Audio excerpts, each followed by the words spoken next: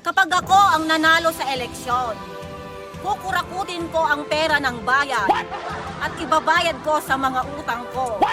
At least, honest ako. Kapag ako ang nanalo sa darating na eleksyon, bibigyan ko ng pwesto sa gobyerno ang kamag-anak ko at mga kaibigan ko. At least, honest ako. Kapag ako ang nanalo sa darating na eleksyon, gagamitin ko ang pondo ng gobyerno para makapag-travel at mag-shopping sa ibang bansa.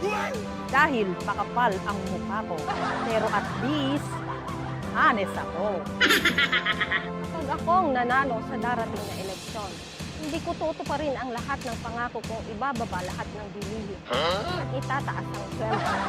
Kapag ako ang nanalo sa darating na eleksyon, wala nang tambay ang maghihirap at wala nang chismosang mangungutang dahil sila ang priority ko at ibababa ko ang presyo ng palay dahil itataas ko ang presyo ng bigas.